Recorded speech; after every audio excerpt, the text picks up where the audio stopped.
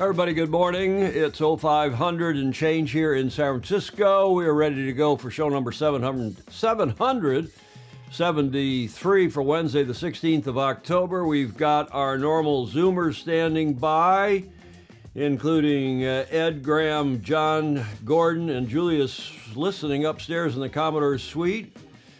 Has audio up on our upcoming schedule. Let's get right to it. I'm watching the stream also coming off.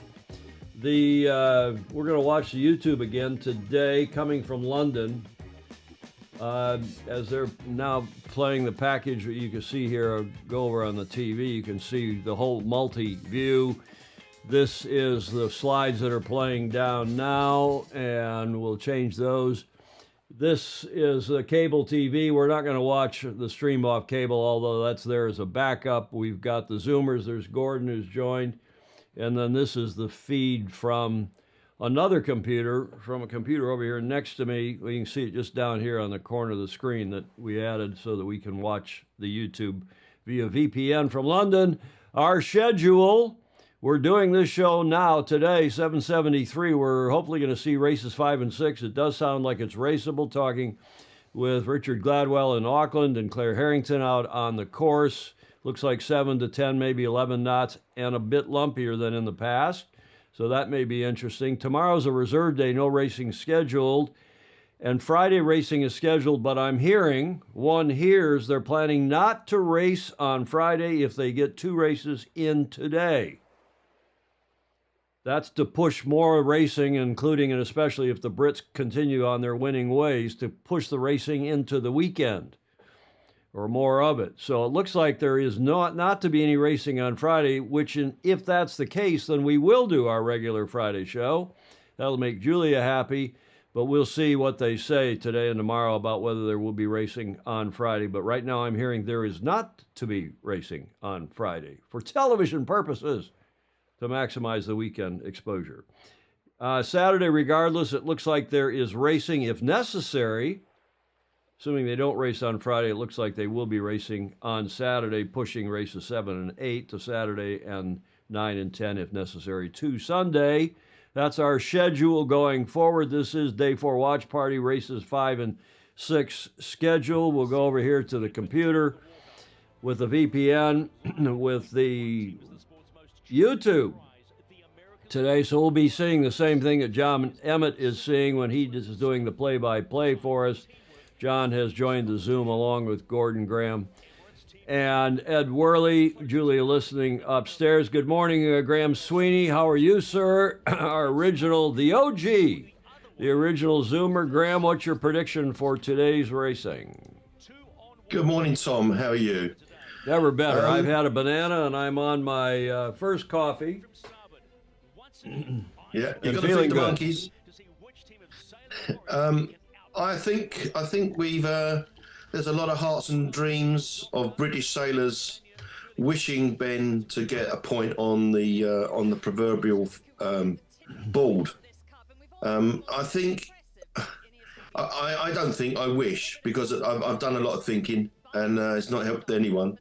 I wish they get a point, and I think for British sailing in general, we really need this. I mean, we really need to show that we can do this. We're not far off. It's only a matter of 1 degree in VMG or 1 knot. It's not a lot in it. I mean, we're close. We're just not close enough, and I think maybe they've got a little bit extra on us, and we may not catch up. But I aim for one good win today. That's what I'm looking for. Okay. Well, I'm cheering for the Brits too, as you know, for a whole lot of reasons. But let's see what happens today, if they can get a win or maybe 2, as we're watching the video from the dock out, including the Maori. Maybe the Brits need the equivalent of the Maori, your indigenous people, which would be, Gordon Smith, who would the indigenous people in the UK be if you had the equivalent of the Maori cheering for your Ineos Britannia team, Gordon Smith? I think it would be short Yorkshiremen wearing flat caps. Pindar. Well, it'd be Pindar doing that, right? We'd have our Fozy Andrew Pindar. How are you, Gordon, and what's your prediction? I'm very well. My prediction, I think the spicier the wind gets, the higher Ineos's chances are of winning. Okay, well, it's lumpier today too, and I wonder what Ed Worley thinks of that, of additional lump. Is that maybe going to help the Brits, Ed Worley? I think that could help the Brits. I was watching the race committee briefing. They only say the wind's going to get up to 7 to 10 knots today, which doesn't bode well for Ineos. So. Well, we shall see. Speaking of the lineups here, we're looking at the lineups. Let's go to John Emmett, Coach John Emmett, who knows most of these guys pretty well, having raced with or against them. John, what can you tell us about the helms, at least, on both of these boats?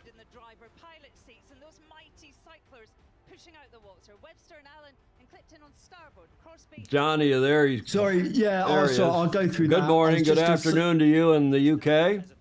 Yeah, no, it's really nice to be here, Tom. I was just going to say, if there's any chance of putting your feed through the Zoom, I'm sure I can do a better play-by-play because I'm currently looking at a Sailing Illustrated microphone. So the history of Nath and Pistol goes back Hang on, John. way. Hang on. What are the rest of you seeing? Are you seeing the live program feed, a picture of John and the... What are you seeing? No, I'm seeing a picture of the Sailing Illustrated microphone. Well, that's not correct. That is not correct. Let's fix that quickly. I'm seeing John and a Posey. You poor sod grab. So if I go back to Nath and Pistol, I mean, they were training partners for the 2012 Olympic Games where they finished gold and silver. So they've known each other a very, very long time. Whereas Dylan and Ben, in terms of sailing together, I mean, that's quite a new partnership in real terms. And Ben has obviously been involved on and off. I think we probably need to jump into the racing in about 30 seconds. But Leroy, the trimmer, is there rather than Goobs. And it's interesting, Goobs was the winning crew for 2012 with Nath. So it's interesting how those two have gone separate, whereas the Kiwis are now racing together. But let's get into the racing because I think we can probably have a pretty good prediction of what's going to happen today within 30 seconds of the start because it's such a crucial thing. And we can talk about it a little bit later, but I do feel the boat handling manoeuvres for New Zealand are, for lack of a better word, easier. When we looked at the penalty that was given to GBR, actually it does look like, for lack of a better expression, New Zealand could do a tighter turning circle. Looks like they are entering the box now. Both teams slightly late. I've got two feeds here, so I'm going to look at the one that you're all looking at. But the idea for Brits to enter late was to be really close on the hip. And we've had a lot of discussion about the match racing here as Britain roll over the top, and it looks like the Kiwis are into displacement mode. Could be wrong. I think it's the first time I've seen them in displacement mode. With 1:30 to go, there's going to be a lot of happy Yorkshiremen. They do have enough time to dig themselves out, but that is not ideal, and maybe that's the beginning of a turning point. The Brits just now going to gap off and keep it really simple. It's going to take the Kiwis quite a lot of time to build speed because they've got to get the bow off and they've got to get up to 20 knots. And I'd be really interested to see a replay of exactly what caused that, because the commentator's curse, I literally said how good the Kiwi boat handling was.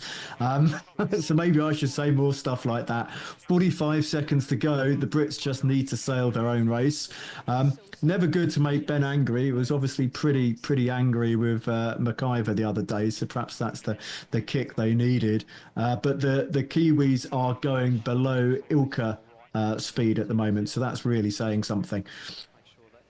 In fact, they're really gonna struggle just to make it through the gate. Brits adding a little bit of wing wash. They're parked. Yeah, if you look closely, you can see there's a handbrake out there. So the Brits are gonna make it really, really hard for them. And they're now turning. It's funny, the Brits are going to be coming in on starboard, but, Yeah, but coming in John, very excuse me. late. I think the Brits are worried about falling off the foils too. It's very gingerly and late jibe to come around, or tack rather, come around Tack. onto starboard tack. It looks like they are worried about falling off the foils as well. So that'll be a penalty, presumably. But then they just duck and restart. But if you're flying, you're moving, and the Kiwis don't look like they're going to be able to get up on the foils anytime soon. So this is a real turnaround. One of the things in terms of the coaching, there was so much discussion on a really good show yesterday about the penalties, but it's important when there's a decision to take it as a learning experience.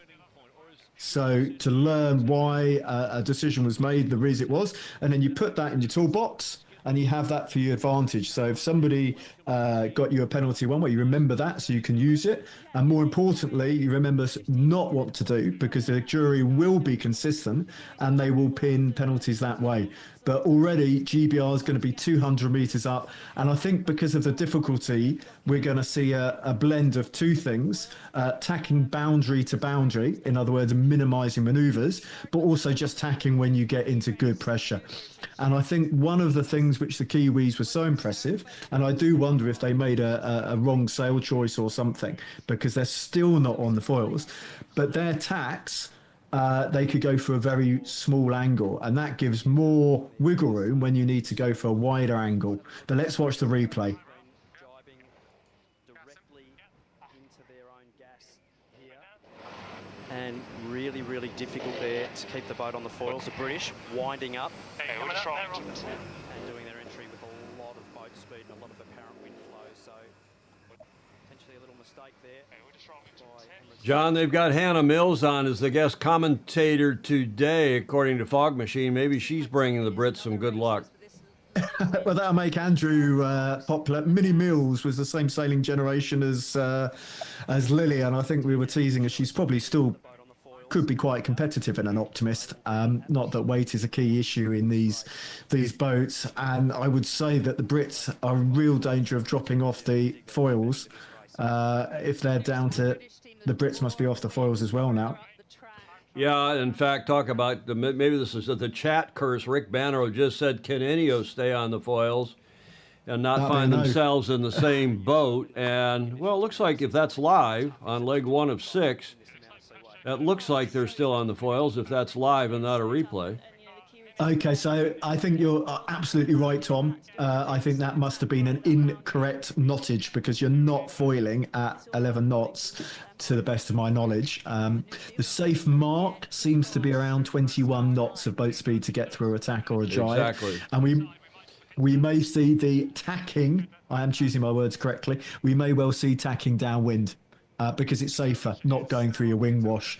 And I think the Kiwis may have had a small chance of surviving, but then they're straight into the wash. And just to talk about that again, it goes straight behind. So in conventional boats, if boats are on starboard and you're crossing tightly behind on port, you get a little lift off the back of the sail because that leech is hooked. If you go close behind somebody's wing wash in AC37s, there is nothing good about that. Absolutely nothing good about that.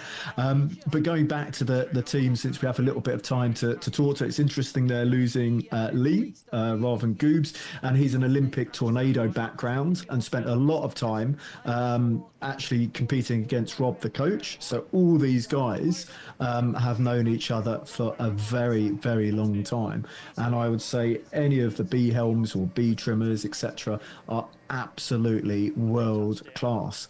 But as a Brit, I mean, this is good for confidence, because you need to be in the top half of the course to have enough breeze to comfortably foil. So I can see there's some context about poo sticking here. Poo sticking relies on current, but back to the racing, and just to help anybody with their drinking, the squeaky bum time will be in the first third, the lower third of the course when looking upwind. So choosing a nice, easy leeward mark rounding will be so important, because the Kiwis are up on their foils and we know that it's just one big drop away. but this is a difficult race course. I wonder if we start racing early because of the TV schedule. What do you think about that, Tom? Because surely if the breeze is building, you would just wait another 20 minutes, wouldn't Well, you? we're short. They've already shortened the course, according to Mark Holland, our statistician here, who is in Barcelona. He says it's shifted to 195, so it's still west of south, but they've shortened it to 1.35 nautical miles, John. Well, as we said, if you're winning the race, you want it to be as short/quick as possible. So for Rick Bannerose, says karate hands don't work on thumbnail mode, so I'll go into karate arms in the future. But unfortunately, for whatever reason, we're not having that classic boat on boat. We're now having, it's the equivalent of Formula One, and Tom knows more about this than me, on a very, very wet day. You're just trying to get around the course and survive. But I think there will have been some learning. It looks like Ineos is now flying a little bit higher, just trying to keep it safe. And those trimmers have a lot of hard work because it's happening so quickly. We talked a lot about the penalty. And, to my mind, reacting within 2 seconds it's just not quick enough. Now, what I've always done is, accept any facts found. You just might not like the outcome. So for Lily in 2016, the facts found was 6 seconds to do a turn. Is that immediate? You might not like the outcome. I did a Europeans in 2004. I had boat damage.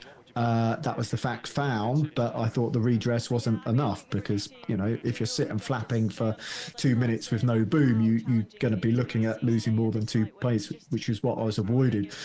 But we've talked a lot about momentum, and this is fantastic for the Brits. I was listening to Georgie on my phone just before we went to air about the Hang on, comeback.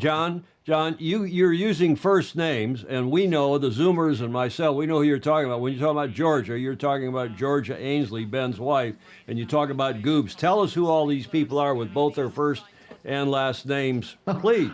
Oh, I didn't know there was going to be a test. The Goobster was Nathan's crew for 2012, and those guys were together forever.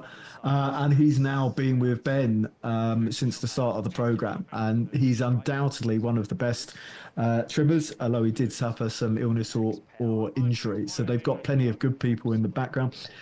Lee, Leigh, his dad is actually a top meteorologist, and I sailed against him many times in what was then radials, and then when he moved to standard rigs he wasn't big enough. I just want to go back to the action. I think there's no drama here, but any turn is of interest. As the Brits get down to the bottom of the course, their head up to windward will be absolutely key. And I really didn't understand what the jury was saying about putting foils down being an indicator of which way you're turning, but that's a bit of a side point. So you've got Lee, who comes from Tornadoes, didn't quite make it big enough to sail the standard rig, but he did very well. He sort of quit Catamarans at exactly the same time as the Catamarans stopped being an Olympic class. So he was right place, right time. But let's have a little look at this gate, because this is absolutely key. You don't want to be soaking in. Feeling pretty confident, laying and 35 knots. I think they're really just trying to keep the boat over speed for any maneuver. So over speed is when your VMG is a little bit low, or almost zero sometimes, but you're going as fast as you can. The classic being the starting slingshot, where you want to be reaching along at maximum speed, and then you turn that either to height or to bow forward. But it looks a little bit hobby horsing, but the speeds are exactly where they want to be. Well, it's hobby horsing because it's a little lumpier today. I'm talking with Claire Harrington, who is out on the racetrack watching.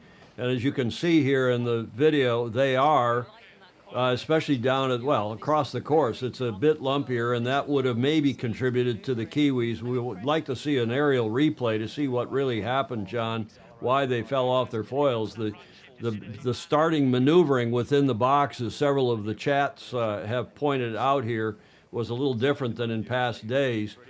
Kent Pulliam, nice to see you on, Ken, is saying it appeared to me that the starting tactics were different than what they have been normal or what in the past, because Ineos went to the left side of the starting box. And yes, indeed, but this now is not a replay, a port starboard, because they're on different legs. 2 minutes 15 was the delta at the gate, at the top gate, the first time. But we've got a turnaround here as the Brits were, well, they're still north of a kilometer behind on leg 3. They have a shorter course, meaning a 6-leg course instead of what had been the usual 8. And there was quite a wind shift. It shifted well around to the right. Apparently 205 now, according to Lance Burke, is what we are seeing on the track, where it had been, 185, 190? No, it was 195 before, John. So we've seen a bit of a righty here. Yeah, and I think that's very much expected. I was just looking at manoeuvres. I think one of the reasons why the Kiwis have been so good is they've been on the minimal sail plan and minimum drag for whatever the conditions. Remember, those sails have got a relatively large crossover, but there's always going to be better kit. And I do think this lead will concertina. So now if we look, the breeze, which is more at the top of the course, the Brits are in that, whereas the Kiwis are at the bottom, and I think it's just a squeaky bum time. It's the Brits' race to throw away. I think they're all incredible teams, and it's a bit like Formula One. There's probably more differences in the packages than there actually is in the drivers. I think the Kiwis have been very robust, and again, it's a team which has been a long way. They've done a lot of stuff together, and they know how to get the best out of each other. I thought it was a great show yesterday, having Ben Riemocker. And I've got to be honest, he's not wrong.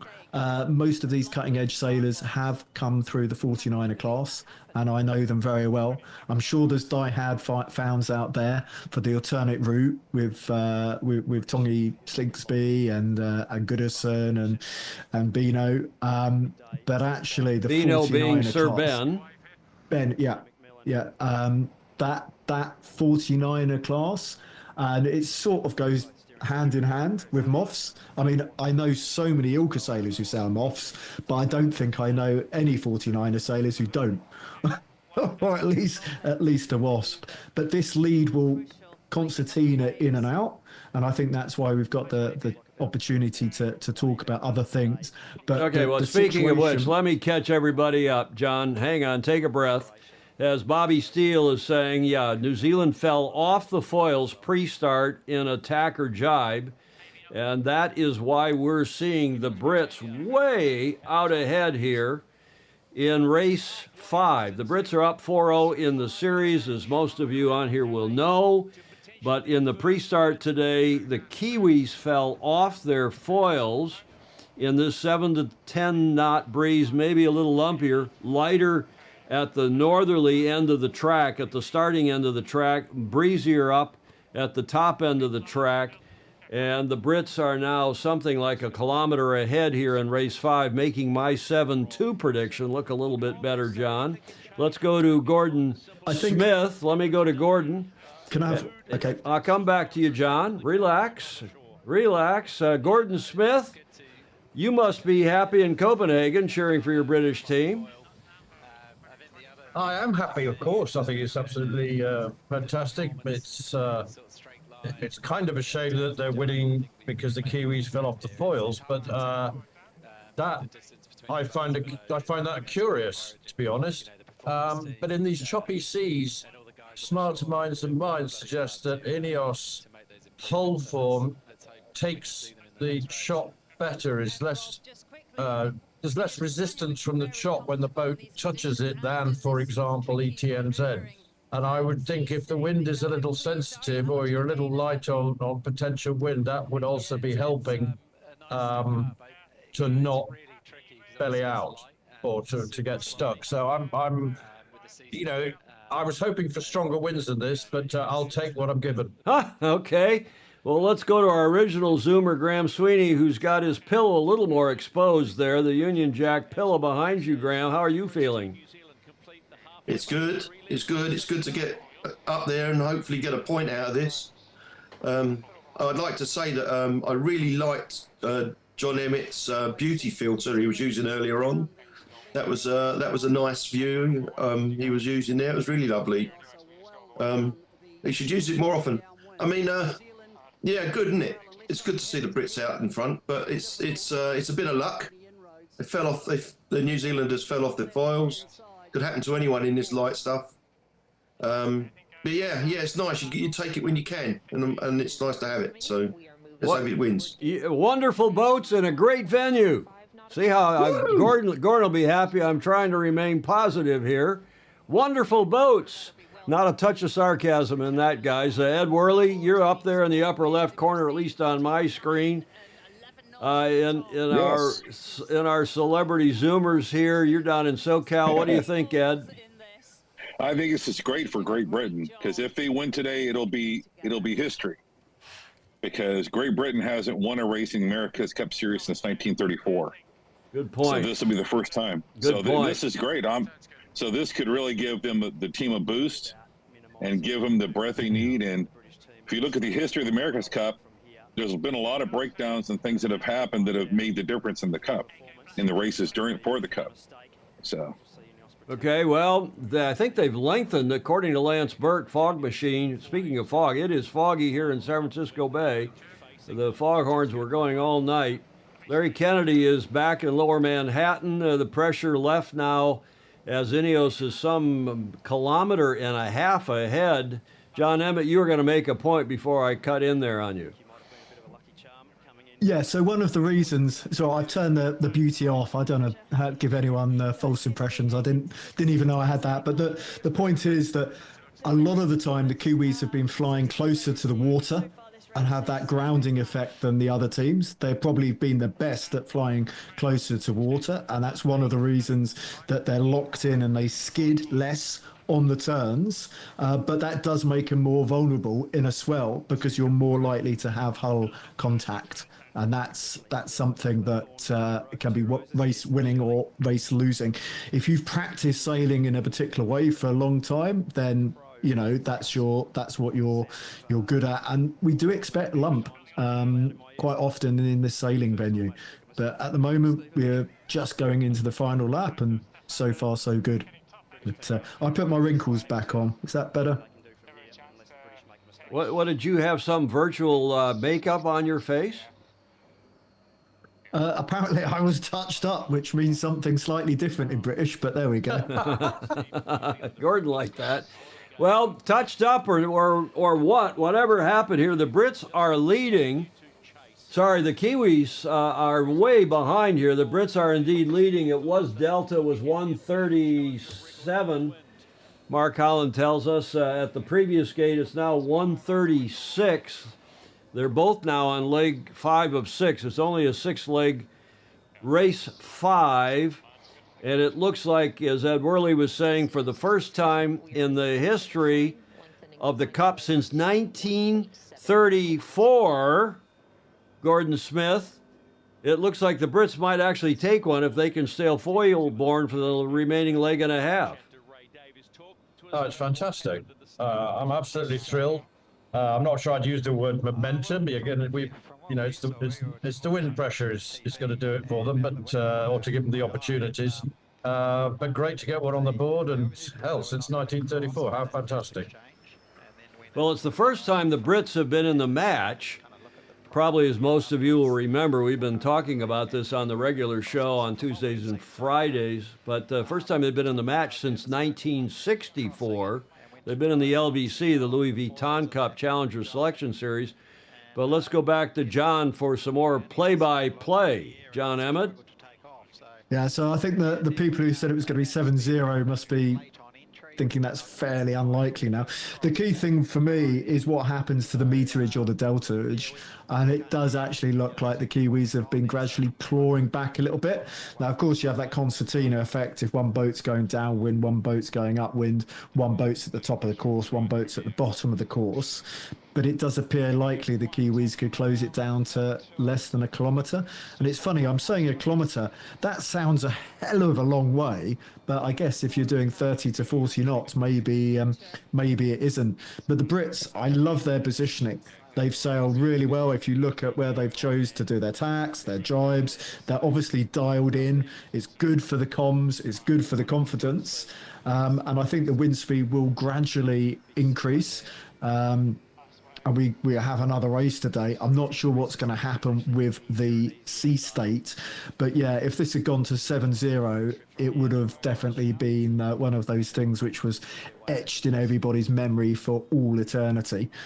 I always wonder when I look at this and they have a very soft spot, why it wouldn't be possible to very slightly move the course area.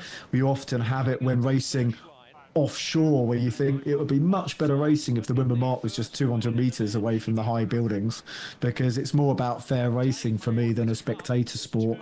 Very lucky in 2012 that the wind was blowing southwesterly, not northeasterly, for example, or it would have been an absolute lottery. But yeah, I'll be interested to see the interview with Ben after this one.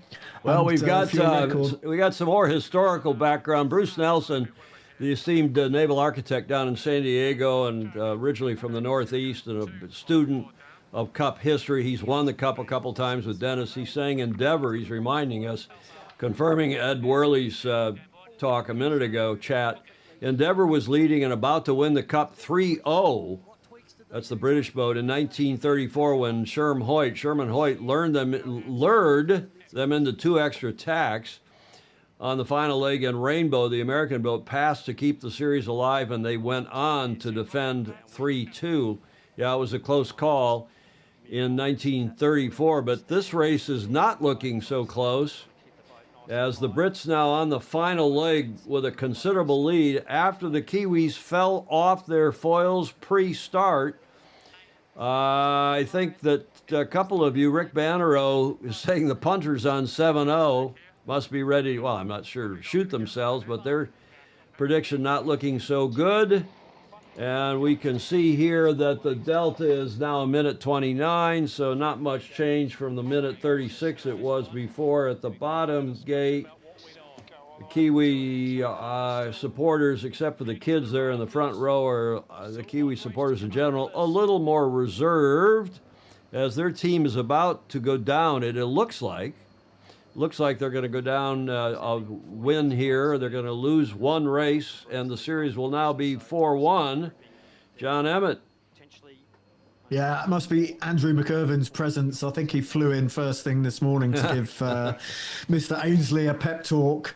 But yeah, you know, that match racing precedent does really make a difference. And Ben, to my knowledge, has far more match racing experience than Nath or Pistol, far more than that, and he has that match racing experience.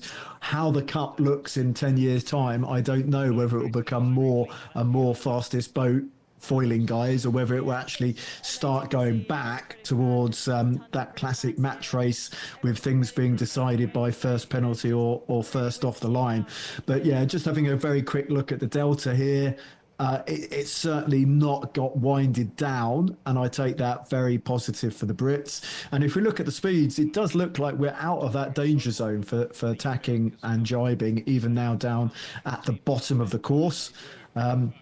If the Brits win 2 races today, I'm sure they would be keen to be racing on Friday, but you know, never let good sailing get in the way of a TV schedule.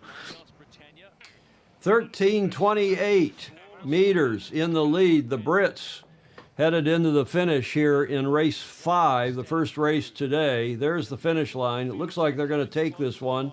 They've stayed on the foils the entire time.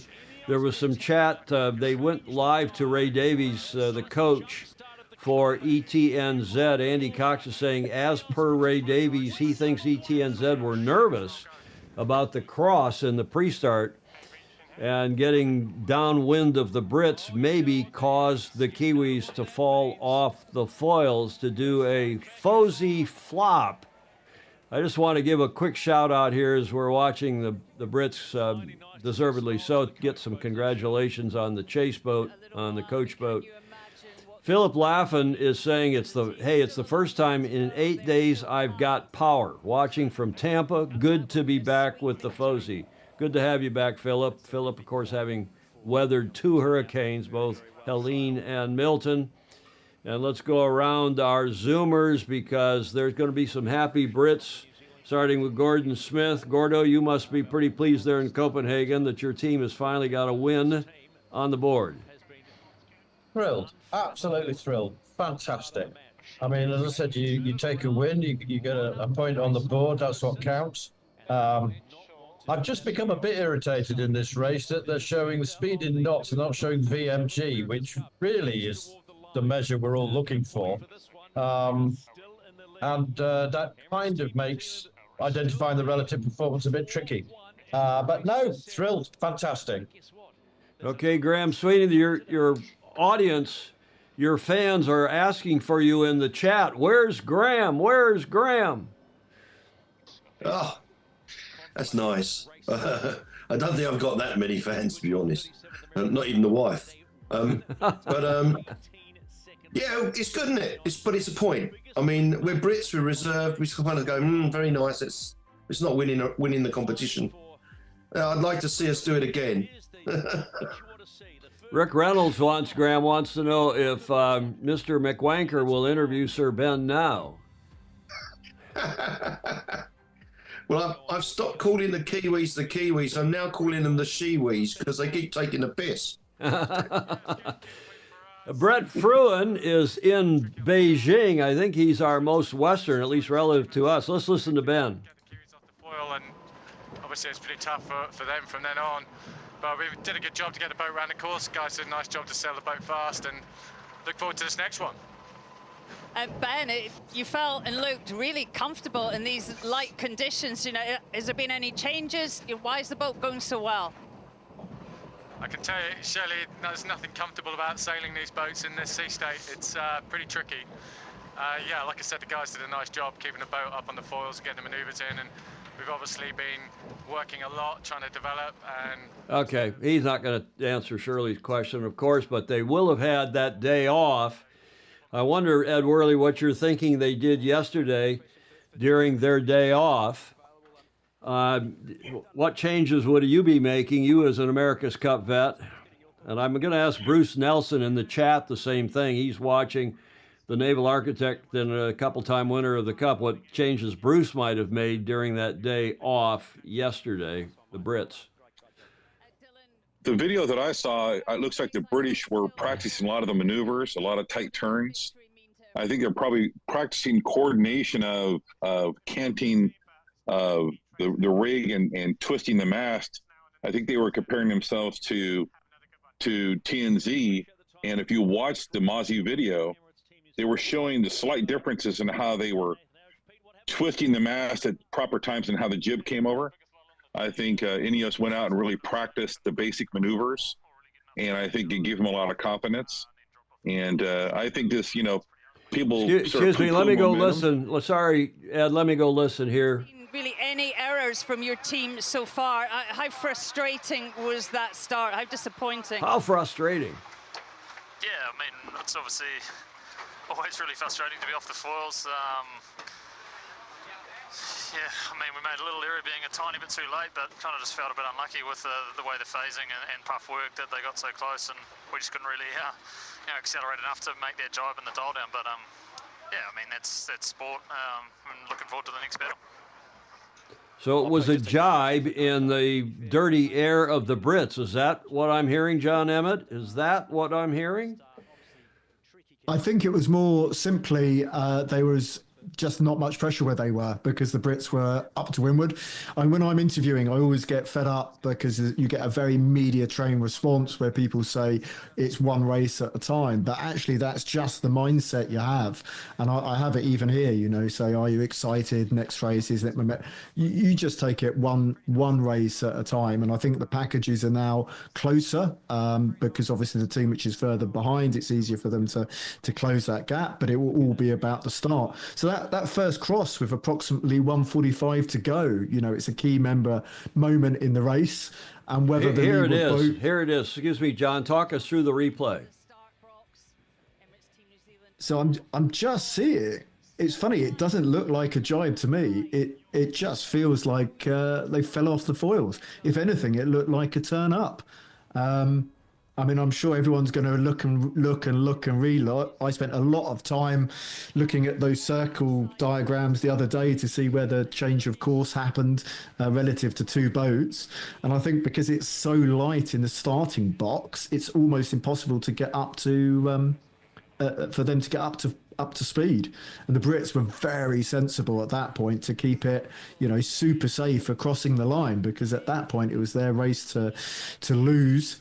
And I think, going into the next race, both teams may be slightly more cautious. The crucial thing is, do the Brits get across comfortably and burn the time that they want? Well, the comments are coming in. Britannia extensive. This I want to go back to Ed because I broke in there to watch that replay. Britannia or the talk off the boats, the chat with Pete, with Pistol Pete, as you call Pete Burling. Britannia extensive circling practice yesterday, as you were saying, Ed Worley, to work on a tighter turning circle. Is that what you were seeing, Ed? Yeah, that's a video I was watching. They were practicing runs on the start line.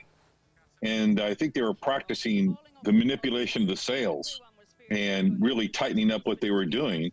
And the video that I saw, they were really out there practicing a lot of maneuvers, a lot of jibes, a lot of tacks. And I think that really helps build the confidence, and tweaking your technique really helps. So.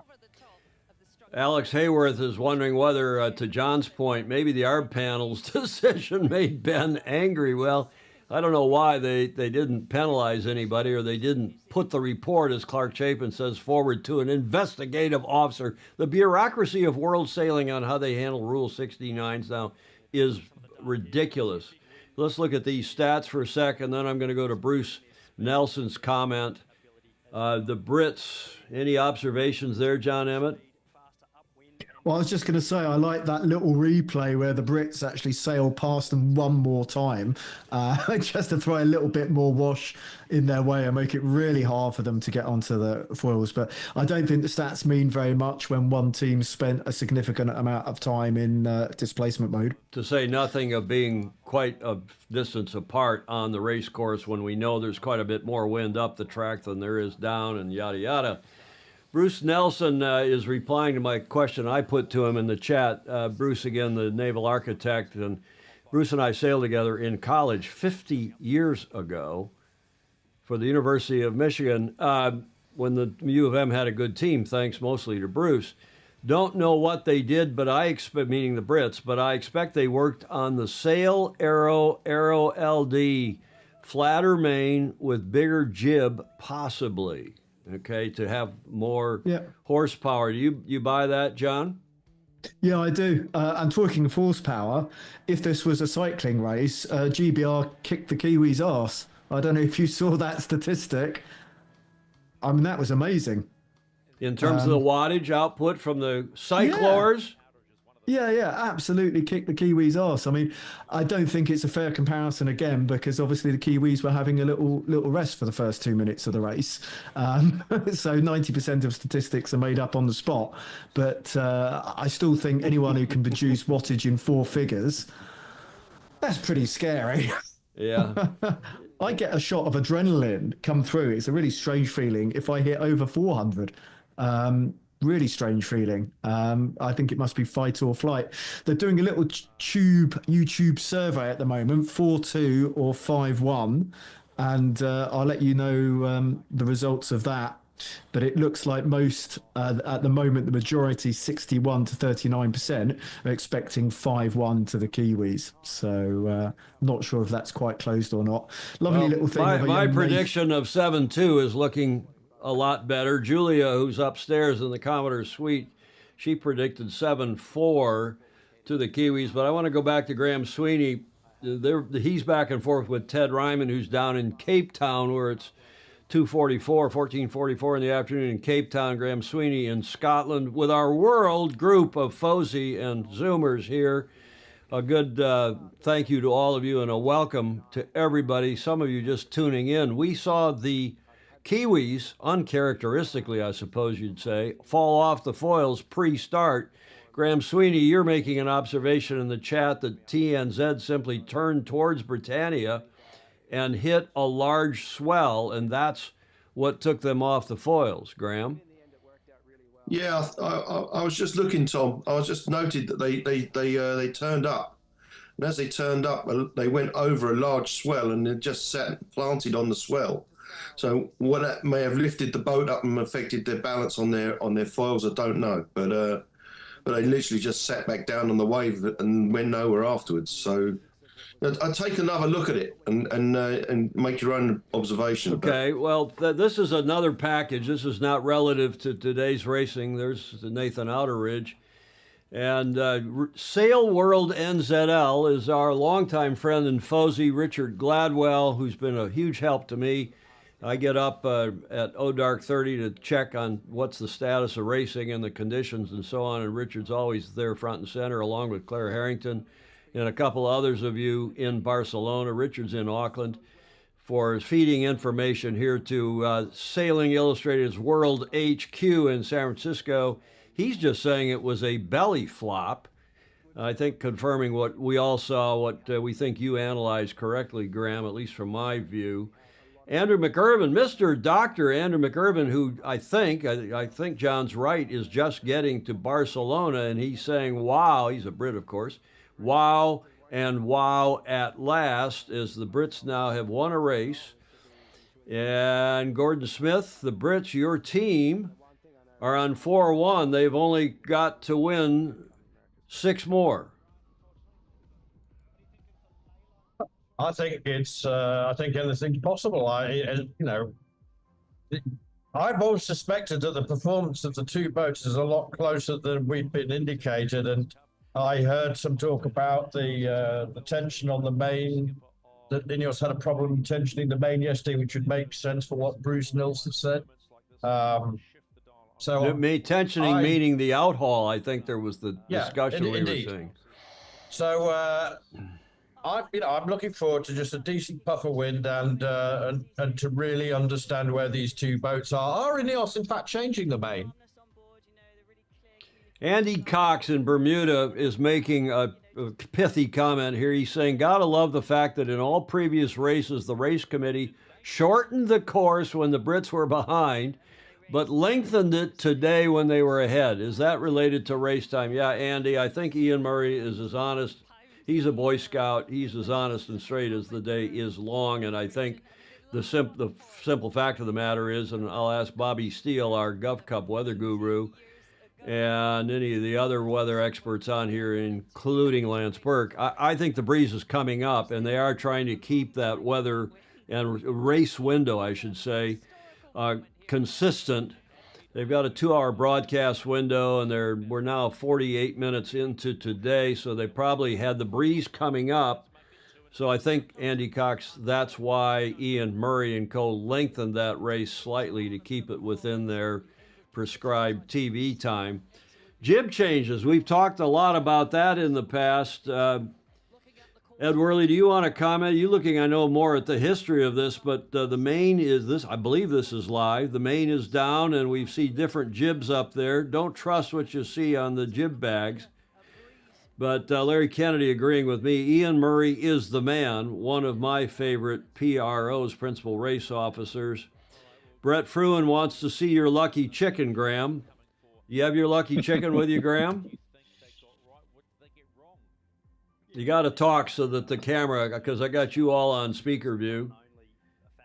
There you go, Tom. There you go. Show us your lucky chicken. I make the missus carry this around when she comes in the room because she's not allowed in this room. And I'm actually give this to her and says, look, you must, this is the rule. You must get the chicken. And she's only allowed in the room if she holds the chicken because she don't hold the chicken, so she doesn't come in the room. So, well, what do you mean? That's a sexist thing. What do you mean she's not allowed in your room there? I know it's that my space.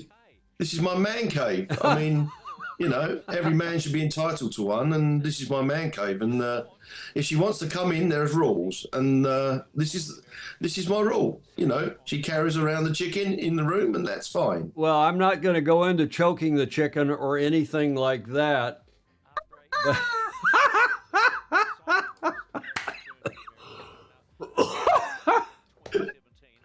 oh my goodness, it's a man cave, Governor. Alex Hayworth is saying, yeah, okay, let's get back to the racing. They're in another package, I think, as the teams are eating. A couple of you observed the cyclers are shoving food in as fast as possible.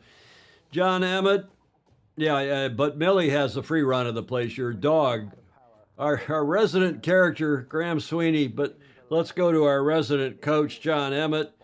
John, while they're running this package, what do you think's going through the minds of the Kiwis now? Come on, admit it, do they, in the backs of their minds, are they thinking about 2013, or is that completely out of their minds, John Emmett? And they probably wondered if they're going to be allowed in Graham's special room, but I digress. I mean, you'd be lying if you said it never occupies a small amount of your thought process, but there's so many anchors you can have. I'm sure they're constant professionals, and it will be pushed right to the back of their mind as much as possible. More interested in the Ineos changes, probably around the draft of the sail. So you've got less drag to enable better turns, which is, of course, something you practice a lot in match racing. When I did the team racing, I was just, you know, we did so many turns, used to get dizzy. But yeah, I think at the moment, it's just one race at a time. And I hate it when I interview people and people say that to me, but that is just the truth of the matter. But certainly, if you look at the Delta, Ineos is competitive, and it will be much about the start. So I imagine Ineos would try and enter as early as possible, hopefully not too early, so they get that crossing.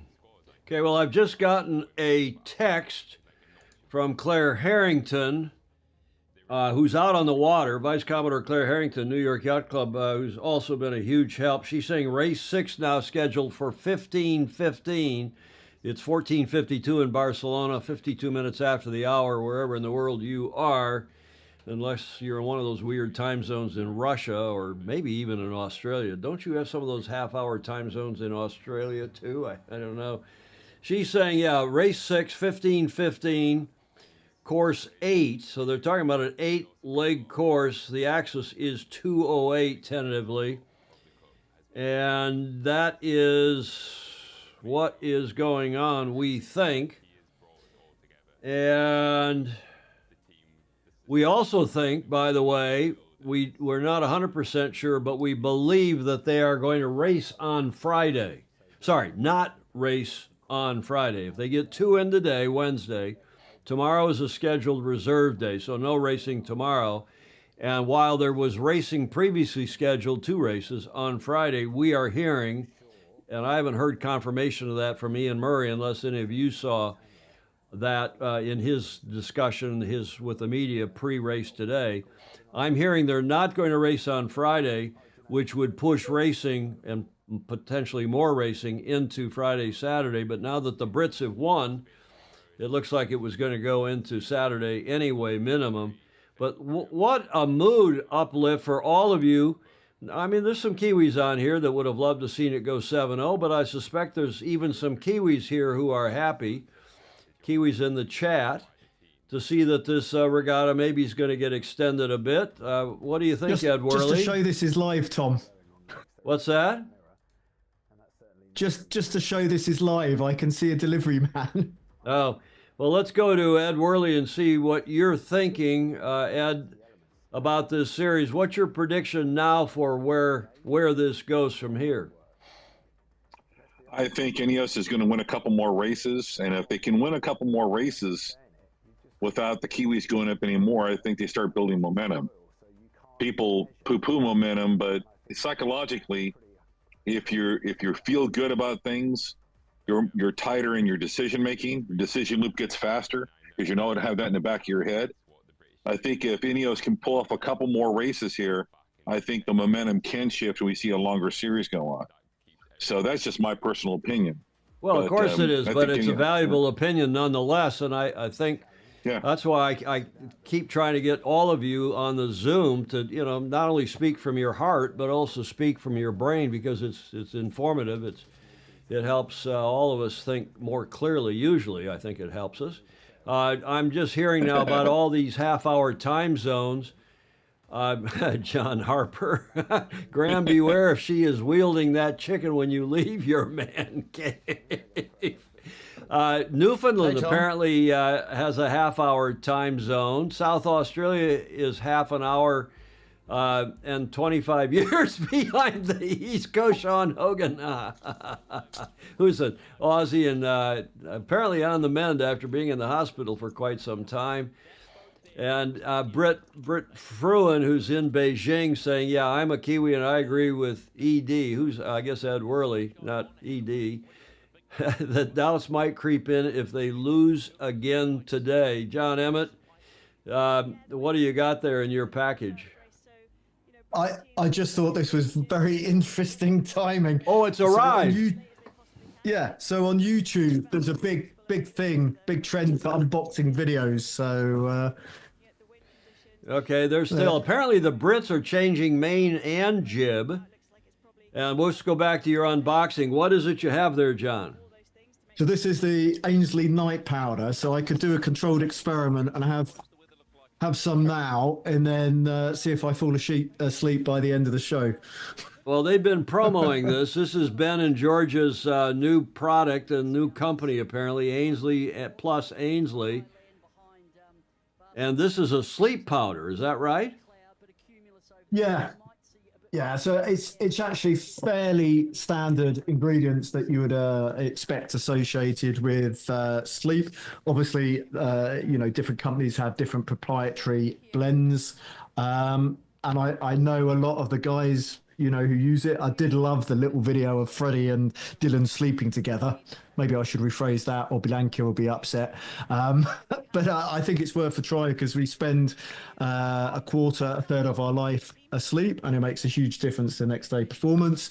As it is, I normally take things like magnesium and L-carteret. But yeah, I'm going to give this a go and probably give you some feedback on the Friday show. So one of the theories of the reason we age is more associated with not recovering properly, not sleeping as well, so the cells get replaced roughly every 7 years. You have a completely new body, and unfortunately every time you make a copy of a copy, it's a bit like a YouTube video.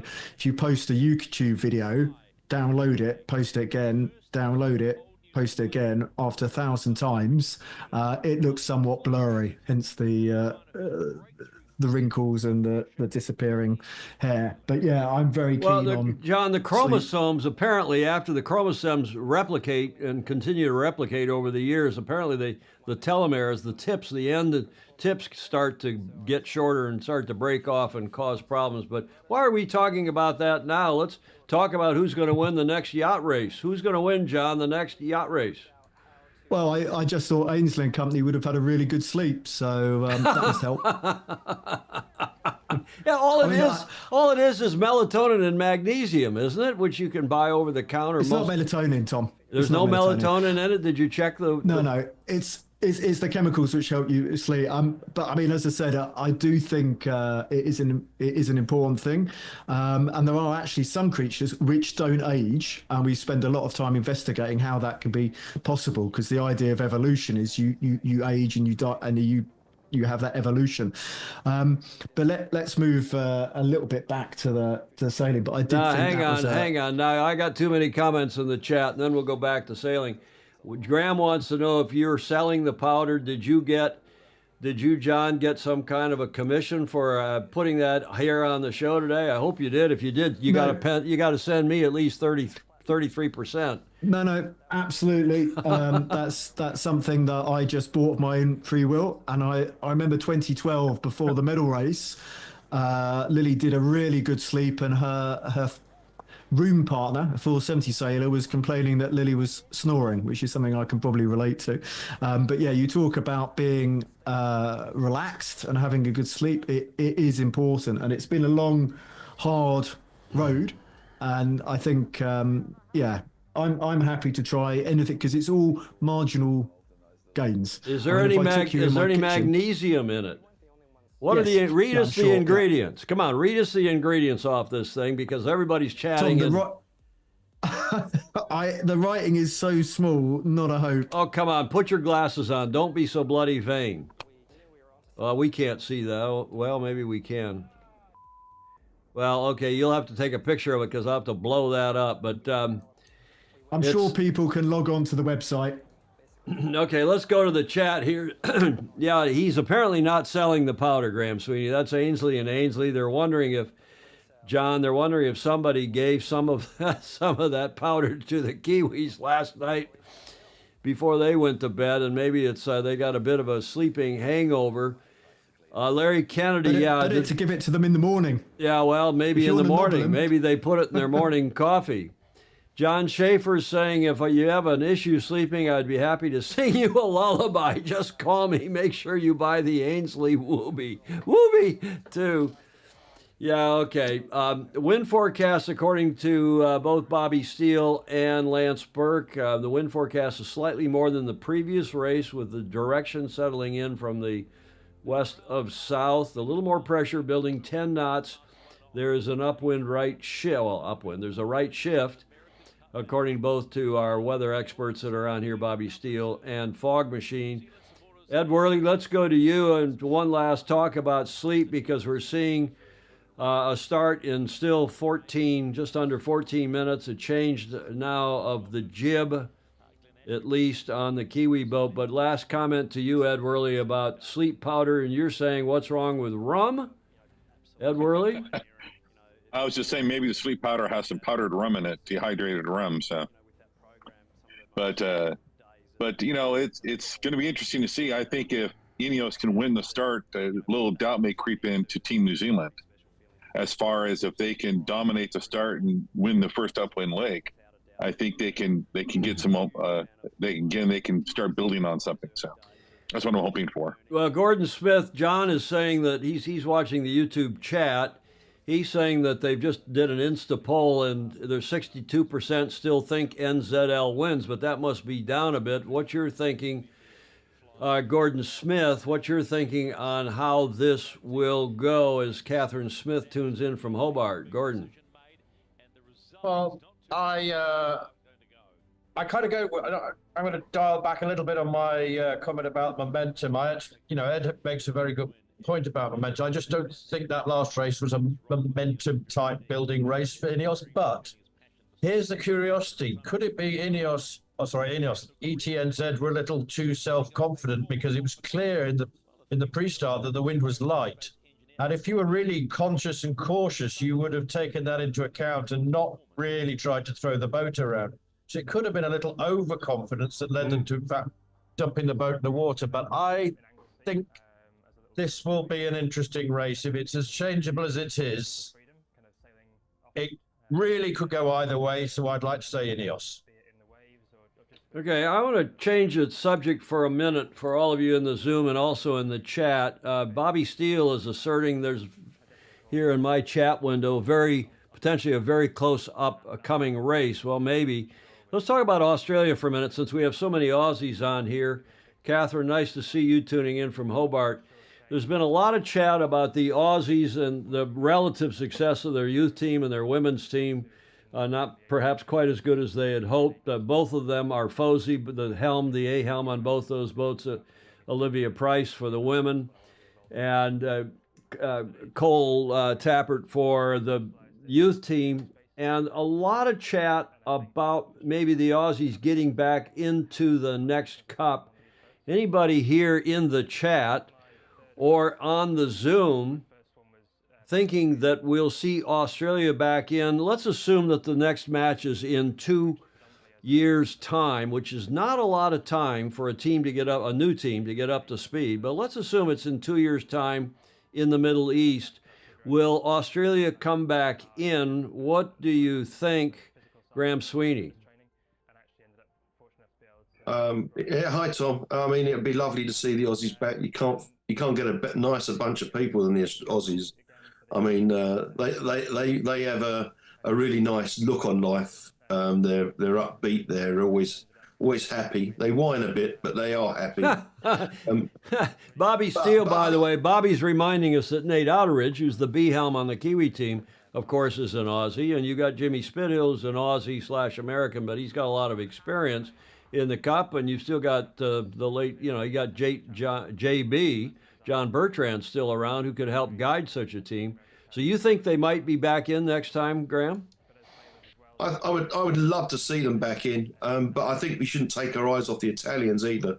I think they are really on the charge, and I think we'll be looking at them being more dominant in the future than they actually are at the moment. Okay, what do you think, Ed Worley? Do you think we'll see an Aussie team in the next Cup? And where do you, Ed Worley, think the venue's going to be? I think you'll see an Australian team. I think maybe Jimmy Spithill will head up that team. He'll be the guy running the team. I think he has the experience to do it. And I'm hoping that the next America's Cup venue is going to be in Great Britain. That's where I want it to be. Well, I wouldn't hold my breath on that. I don't think I'm hearing from Sora. It does sound like the Brits are going to be the challenger of record if the Kiwis win, and it sounds like the Kiwis are going to be the challenger of record if the Brits win. That's a one hears. I haven't said that in so few words on our regular. I'm going to put a slide up for our regular Tuesday and Friday shows just to remind people that we do go live most Tuesdays and Fridays at 1300 Pacific and talk about this sort of stuff and more. Fox is fornicating and squeaky bums and God knows what else. Does Ian Murray jump into an Oz challenge is a question from Theo Smith. Julie Aarons, who's watching from Barcelona, normally in Cleveland, one of our top foesies, she's saying the Aussies are gearing up maybe not 2 years, but in 4. Okay, she's there with her ear to the ground. Jonathan Shore, Jimmy Spithill could help a bunch too. Yeah, as we were saying, Brett Fruin, I don't know why they haven't yet, as they seem to clean up Sail GP fairly easily. Well, they did until the Spanish won this last one. Sean Hogan, who is an Australian. Australia lacks the huge multinational companies who want to pay the big money for international exposure. Well, Sean, you've got Toyota sponsoring the Kiwi team, and that's obviously a Japanese team. Okay, they have a presence in New Zealand and Australia and most other countries. Huge automaker. Trevor Gissing, messaging from Auckland, I've got money on Jimmy Spithill putting together an Aussie team. Phil Yeoman saying, we don't whine. Phil, of course, an Aussie. Who's going to pay for it is what John Spangos is also asking. And on and on and on. John Emmett, do you think the Aussies will put together a team? I think John's adjusting his earbuds there. I don't know if you heard me, John. Do you think the Aussies will put together a team? John Emmett, are you there? Did we lose John Emmett? I think oh no, he's there. I see his eyes moving anyway.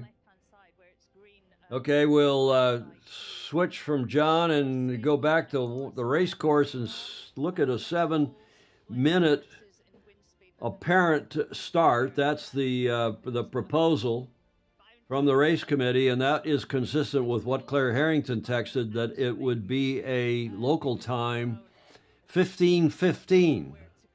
So 15 minutes after 3 in the afternoon in Barcelona would be the start of this next race. Both boats up, and I think that's a live shot.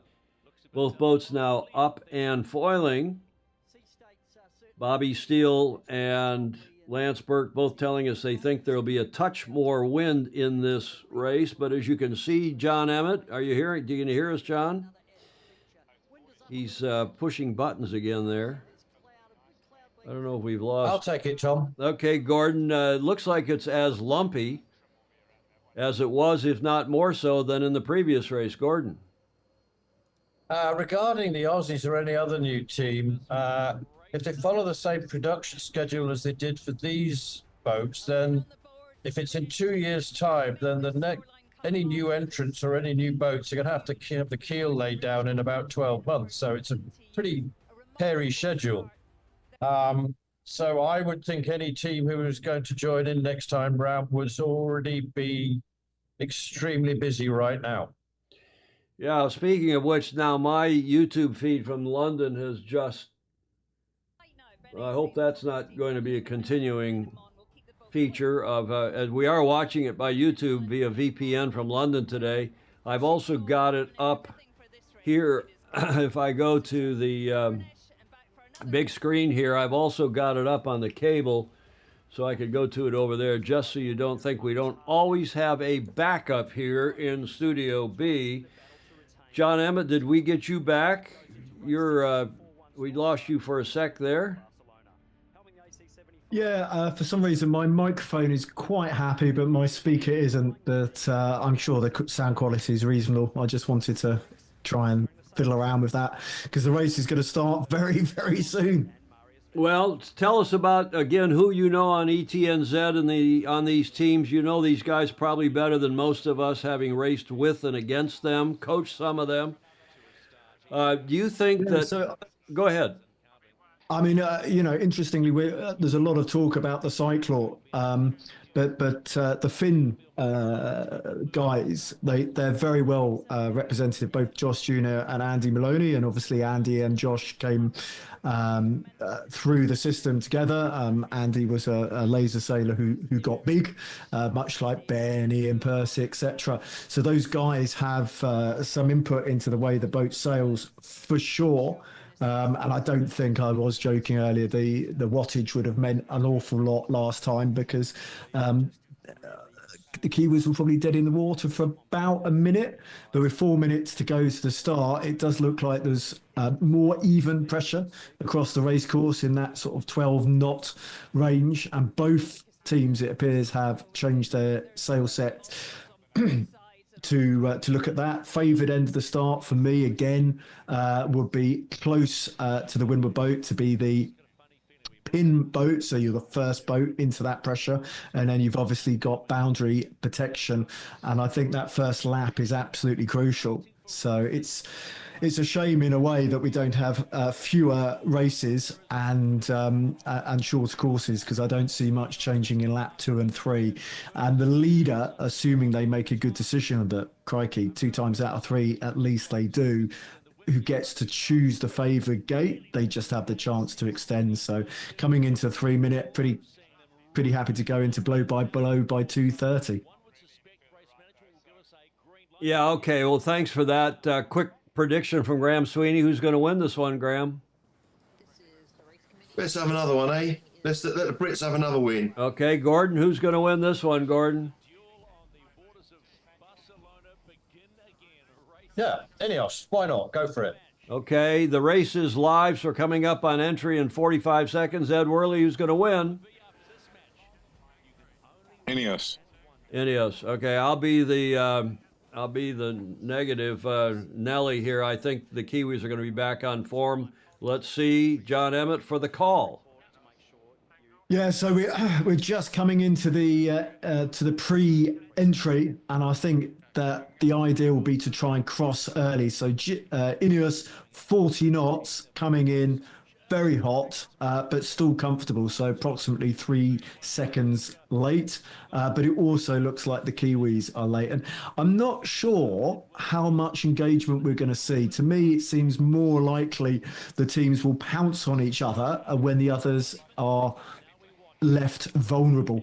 So Kiwis coming in now, they duck, they sail, so they go behind and through the wing wash, and now they're jibing to follow. So we're going to see this circular stuff going on now.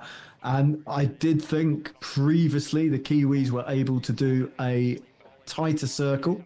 And let's just see if they're going to really bring it to the Brits. At the moment, the Brits can bear away and go low. They're showing 12 knots, John, at the weather mark. 12 knots, according to Bobby Steele. Well, just the initial picture they gave us did look to me like the wind was more even across the racecourse.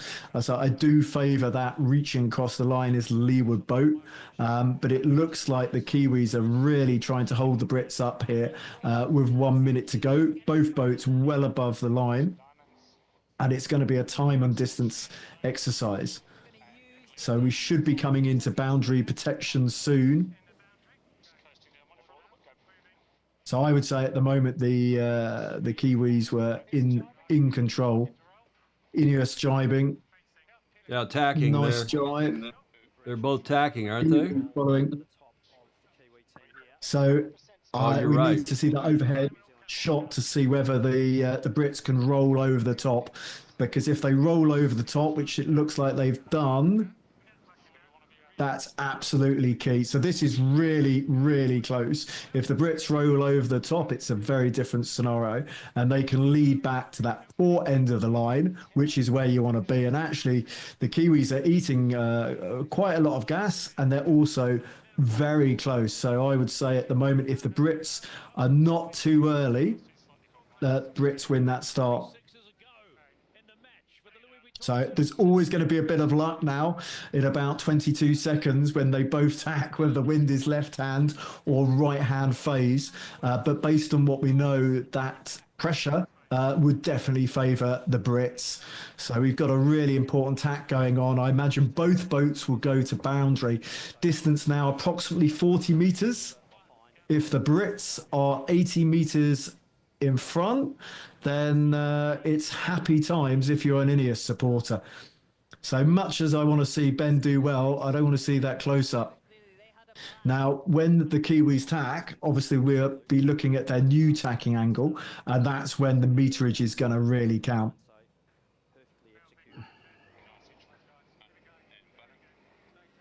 That's not the best tack I've seen the Kiwis do. Exactly. Not the best tack I've seen them do. And it looks like a very narrow cross to me. But we talk about this in terms of winning. You win by an inch or a mile, then, yeah, makes no difference. So 40 metres, we're now comfortable. And remember, every time there's a cross like this, the second boat is going through that wing wash. So obviously, as an Ineos supporter, you would want 80 metres. But if you were sailing this race as a time trial, so far, GBR have sailed a perfect race. Perfect race. Looking at tack minimization, again, I think we go boundary to boundary. So I do understand the old school match races. This is definitely not that style of racing. But at the same time, I find it hard not to lean forward on my seat to know what's going to happen. You know, if you could fast forward, and it will be very interesting to know. Ineos tack to me look pretty smooth, but it's only when they come across. So the interesting thing will be how far Ineos will try and protect that right-hand side, because at the moment the Kiwis are looking really good in terms of VMG. And remember, if you're inside 40 metres, you probably can't tack in front of your rival. So I want to see the overhead shot here. I mean, it's really close to whether Ineos can tack on them now. These are the race-defining moments. I think Ineos could go if they wanted to.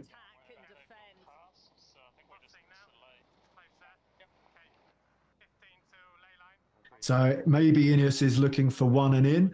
We've seen on balance, right-hand gate, looking upwind is the better option most of the time. Never that simple. It's sailing. That's why it's such a wonderful sport.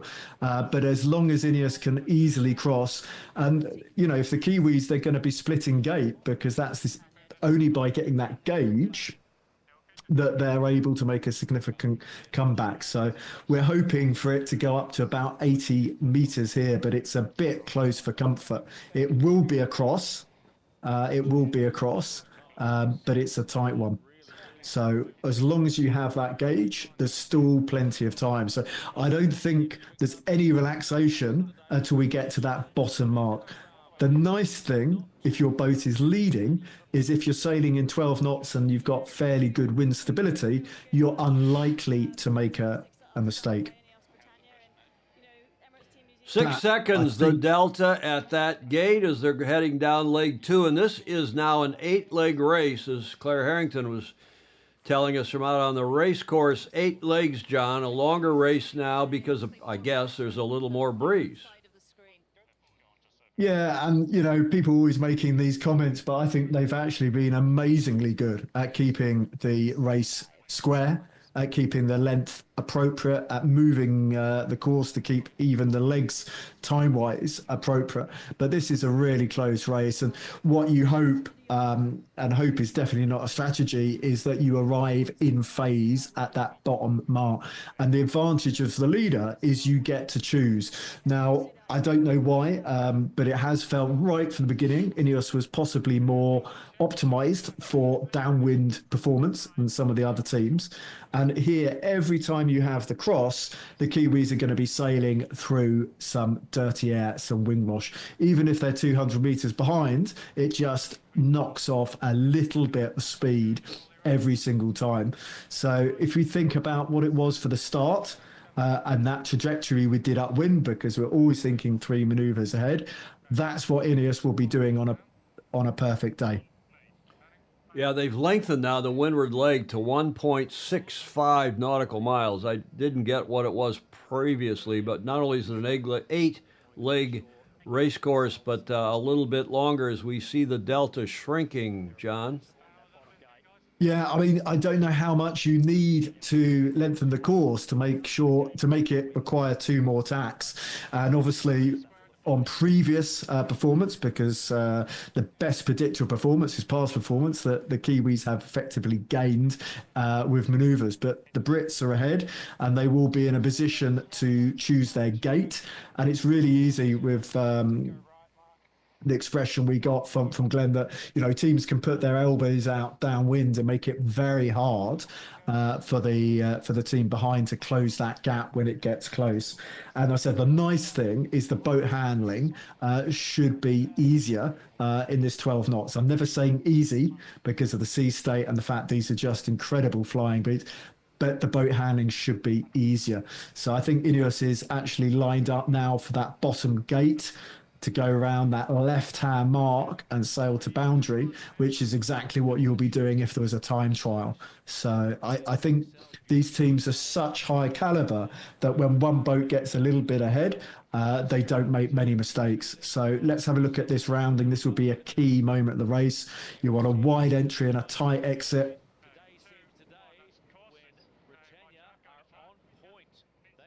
Pretty happy with that. We've got a split. I think the delta was 8-9 seconds. So if anything, very slightly stretching. The key thing is now the Kiwis will probably be in slightly less pressure. And I do see we have a lot of splits until the Brits would get to the point that they can safely throw away 3 meters to end the race. What does surprise me is the Brits, it appeared to tack a little bit early rather than getting that boundary pressure, because we see it with the topography at the bottom of the course. There's almost like a hole in the middle of the course where you have less pressure with more wind funneling down the sides. And that's something you see at a lot of race courses where leaders come from the left of fleet racing, leaders come from the right of fleet racing. The boats who try and be conservative and stay in the middle, they don't come anywhere. What it may mean is the Brits feel they're comfortably enough ahead, they can cross early and really try and nail that right-hand side. Mark Holland is saying there's a difference in the VMG of 27, I guess, for the Kiwis versus 26 for the Brits. We've seen the Kiwis quicker upwind, and we've seen the Brits quicker downwind, and I think we're seeing that again today, John. Quite possible, but the VMG, because the course is never perfectly square, it's a bit of a false comparison if the boats are on different tacks. And that's a very important thing. And you'll see it, well, almost by default, when one tacks, the other is likely to head back. And the Brits very much in control. I've said for me, and it depends on the wind length, that 200 meters upwind is really needed to close down the race. And we haven't got to that. but I do feel as the wind increases, that actually favours the leader more so. But yeah, it's a longer course now, and what the Brits want to do is try and force it so the Kiwis have to go around the same gate. And again, I see the Brits choosing bottom left upwind and top right at the upwind gate because it's theirs to choose, and that's why we see even if the boats were exactly the same speed, the leaders tend to extend. What I like here is the Brits showed a bit more confidence to go all the way into that left hand pressure, but we do have this trade-off between shift and pressure. So, a few meters can easily go up and easily go down. And the proof will be when the Kiwis flip onto starboard. I mean, the foils are very important, but I've probably seen enough of foils going through water to last me a lifetime now. Indeed. But I think the next tap, the Brits could be 200 meters ahead, but my guess is they're going to look at just doing 2 more tacks rather than that camping on top of the Kiwis.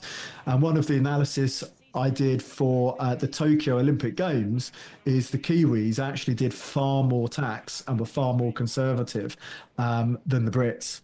And actually, maybe if they'd been more punchy, the goal would have gone the other way around. And that was them because they had the best boat speed and the best boat handling. They sort of took advantage of that and did more tacks than other teams maybe would have. So sometimes being good is not always the advantage in your mindset. There's that joke about where we were going very, very fast, but in the wrong direction. So what I expect to happen here is that the Brits will go around that right-hand gate, and both teams still have at least 1 more tack to go. So it's very hard to read body language when people are wearing a helmet, a visor, and they've got a microphone in front of their face. But I would very much hope the Brits put a JK in here. But it's always easy sat in your room to become a global tactician. John, when you're talking about Tokyo 2012, what boats were you talking about? Lasers or the 49ers? 49ers? Which was between Dylan and between Dylan and Pistol, and I watched it next to Emma Wilson. I don't know if you remember, there was all that controversy about the gold medal in the IQ foil. So she's a double British windsurf medalist, and we sat next to each other, and we were there wearing full masks, so it's quite hard to talk. But the medal was decided on the line. Well, you showed the video. I go back and look at the live show. It was decided on the line by maybe a meter. Yeah, we showed that in the video yesterday that the 49er class put out. Yeah, and that shows how good Dylan is under pressure. And of course, Stu, it's one of my pet hates. They always talk about Stu Pete. Bithell. Stuart Bithell, yeah. They always talk about Pete, or they always talk about Ben, and obviously they are very, very important to the team's success, but there's a lot of people on that boat. Okay, they're replaying the jibe here of the Brits. Yeah, I mean, now the course has lengthened. We're going to see probably at least 1 more jibe.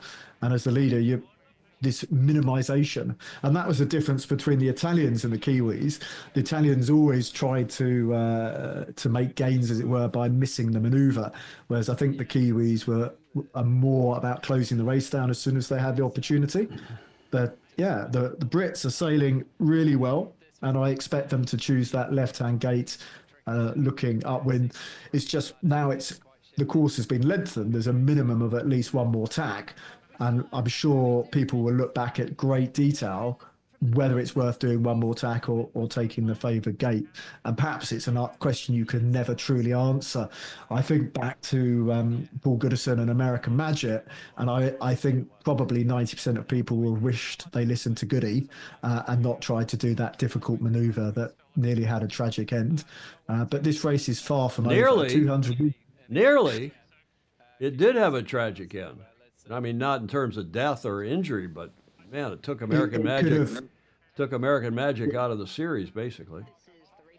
Yeah, I mean, I was talking ironically to the builder helping me this morning, putting in blackout. I was talking about Bart, and you know, this is a dangerous sport, and you know, I coach Bart's kids and see Bart's wife Oh, at the excuse club. me. And You were talking about San Francisco, not about Auckland, and the yeah, turn. Yeah. Okay. Well, let's yeah. get back here. Tragedy We're can on leg happen. 4 of 8. If you're just joining us, the Brits won the first race. The Kiwis fell off the foils pre-start and never got back into the race. The Brits winning by over a kilometer, in fact, a kilometer and a half. They're shortening the course now. It may be getting lighter. And the Brits have led this one the whole way so far from the start through the end now of leg 4 of 8. And we're also looking at a bit of a right-hand shift. The breeze has been, give or take, 195, 200. Now it's back to 196. And they, Not good. good. Who are you cheering for, John? Neither teams did a good mark rounding. So the Brits kept speed, but they really slipped quite a long way to leeward. And I think they did that because they wanted to force the Kiwis to do another manoeuvre. But I would still fancy this left-hand side at the bottom of the course. But I think they're just trying to make life hard for the Kiwis. And it's so easy to sit in your comfortable chair and make this. I'm not sure. Maybe somebody snuck some lead in front of the Kiwis' bow, because it spent more time in the water today than it has probably for all the other races put together. Well, you're joking, of course, but it does look like more pressure on the left side as you see the Kiwis coming out of the left on port tack. They're the giveaway yacht, but still 175 meters. You think the Brits will face them here? I think it's pretty close to that 200 meters. Obviously, I don't have their playbook, so I don't know. I mean, that was the funny thing when I coached Tula. I jumped into the boat and there was the Great British Sailing Team's playbook was in there, but there we go. I can't think where that came from. But the 200 meter is where they would start to think to close the race down, because remember, every maneuver, because of the sea state, has an inherent risk. It really has an inherent risk. But I think actually the Kiwis boat handling, and it's always apples and oranges, doesn't look as impressive as it has on previous days. Well, Bobby Steele is saying, yeah, it looks like now there's a speed edge to Ineos, that they're dialed in and they're consistently now a couple hundred meters ahead, it looks like. 185 at the moment. I was surprised again that they let the Kiwis escape a bit to the right. There's a comment here from John Winder, but actually Ineos has had a pin-headed top, and the Kiwis have had a square top in a lot of their configurations. On the jib. On the jib. So it's really hard to make an active comparison. I mean, the Kiwis are more bow down in terms of boat trim, bit of bar karaoke for people wondering what's going on, which I guess means it's more likely to touch the water just because it's closer to the water. But if anyone was doubting the British package, and you could argue that 12 knots is the sweet spot, I think today you can put that to bed. In fact, the Brits probably. Sorry, Tom. No, go ahead. Say that again. You think the Brits their sweet spot is 12 knots and lump? Certainly from previous experience, maybe that, but they have nothing to worry about in terms of speed in these conditions, and they're just keeping it very simple. What I like to see is the overhead shot, because they may well be on lay already. And I think what happens is when you get to a certain wind range, it's worth throwing maneuvers. When you get to certain differences in pressure, it's worth throwing maneuvers. The more even the racetrack becomes, the more you want to do minimal maneuvers. And that's true in almost any boat. And I think when we get into the last lap, that the Kiwis, who look a bit slow now, will almost have to do something different, because you're never going to catch somebody by following them. It still seems a little bit light in that top left of the course, but the Brits are comfortably far enough in front that they can just look at that minimisation. And for the Kiwis, the delta is going to be over 10 seconds now. Can you see Andy? 13 seconds. It's funny, I don't know what's wrong, but bright red should be an easy color to see, but on my particular monitor, I do struggle. But we have seen it before when even when the teams are very even, because the lead boat is always throwing out gas and the lead boat can choose exactly what they want to do, they will tend to extend. Now, at the moment, the meterage is going up, but it's still yo-yoing and it's still concertinaing, and we're within that one bad maneuver, Eric. But every time you see the boat touch down, that washes quite a lot of speed off, and they are fundamentally, in terms of hull shape, different boats. Ineos does seem to tend to sail higher from the water, which I think probably makes it less vulnerable to the sea state, but makes it more vulnerable to losing grip on the foils. But even the foils are very different. Our TV expert, who was the COO of the America's Cup 88-92 in San Diego, Tom Mitchell, is coming in. He's saying red is not a good color for text on TV, and he would go on to tell you that yellow is actually the best color, and that's why you see so many commercials that use yellow and white for text on TV, John. Yeah, I mean, I say everyone's an expert when they when they sit here, and I do put a few comments into YouTube, but I don't know how many they actually pay attention to, because at the moment it's getting pretty close. I'm not quite sure whether that was just that the Kiwis were slightly more in phase. Personally, I think that right-hand gate upwind is worth doing their excellent maneuver for. And I think to protect the bottom left is also worth doing, because at 12 knots, I don't think it makes a huge difference. But as soon as the wind becomes a bit lighter, or as soon as you've got a bigger sea state, pressure is very important. And the maneuvers, it just feels like GBR lose a little bit of speed.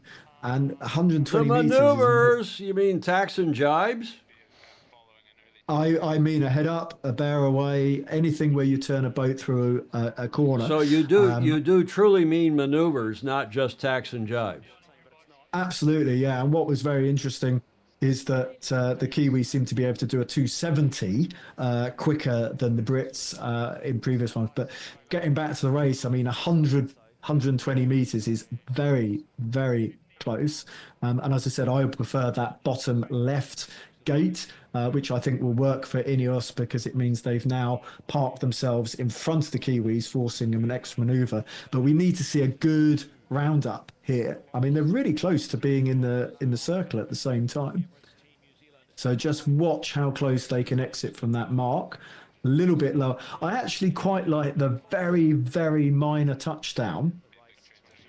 I think that's faster than having any skid sideways. So the big cross will be that coming up in two tacks. John, that was an unusual, at least historically, statistically, gain by the Kiwis on that run on the downwind leg. They gained 6 seconds. It had been 13 seconds at the upwind gate, and it was 7 seconds. Is that right? So I think that gate. top left. I think that top left mark can be quite dangerous in terms of pressure, and I think it is worth doing the extra tack to go around that top right gate.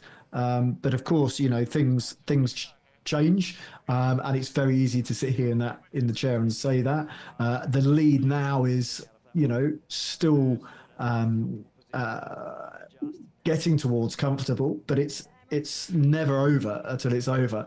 And at the moment with that gauge, I think we're just going to see the boats continue to trade sides. So when the boat is on the right-hand side, they will probably look at picking up Eyes attack right on the face there. So I think the danger here... Were you surprised by that? At 100? Yes. Yeah, I was too. Yeah, I would have expected that when they were 180 meters ahead, not when they were 80 meters ahead. But I don't know the playbook. Now So we're all the time- seeing VMGs now on the They're starting to maybe listen to us a little bit. We'd love to see more wind strength and more wind direction in VMGs, wouldn't we, John? Absolutely. I mean, what I would expect is you get to a certain distance and then you close down the race.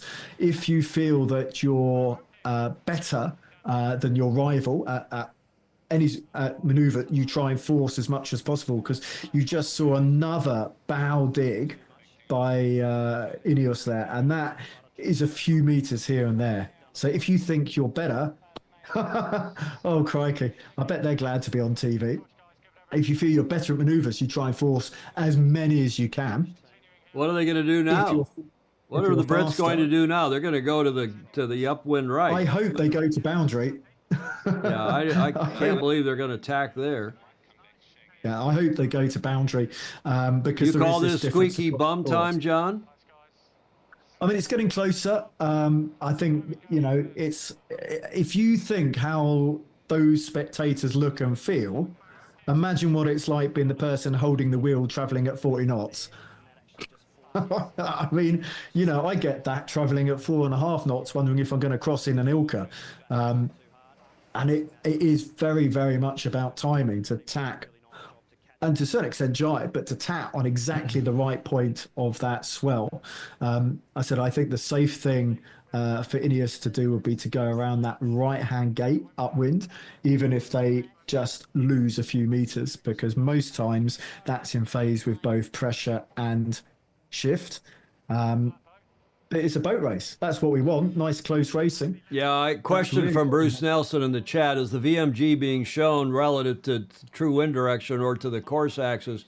Obviously, Bruce, we would hope and think it's to the course axis, but how would you know? I mean, maybe even the TV guys don't know. We got a split here at the top gate. The Brits going around the upwind left end, John, and the Kiwis around the upwind right end, 7-second delta. Yeah, I'm not a big fan of that, but I think 7 seconds. The Brits are in a position to put their elbows out, but you just see that initial tack coming away, port starboard, that the Kiwis have more speed because the Brits have again sailed through that massive light patch up near that top end mark. And I think just putting one more tack, because it would have forced the Kiwis to do another tack, and it would have forced the Kiwis to go through another light spot.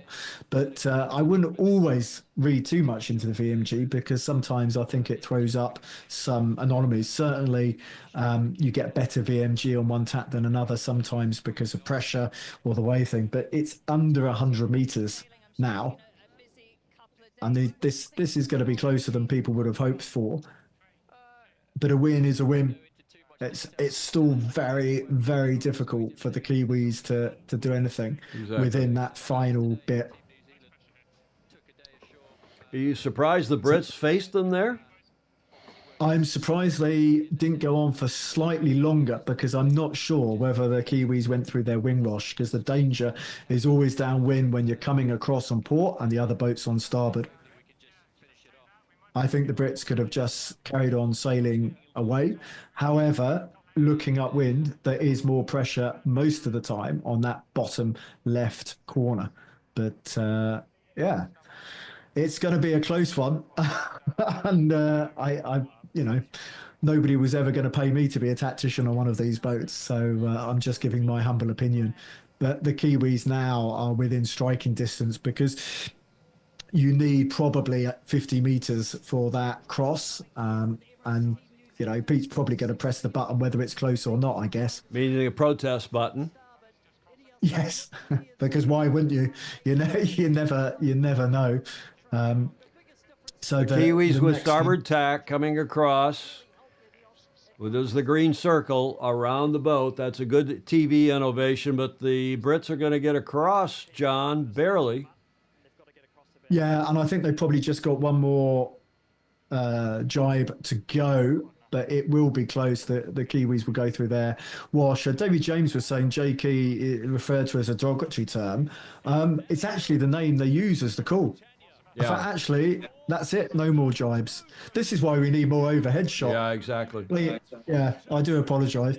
But that was probably closer than the Brits would have liked it.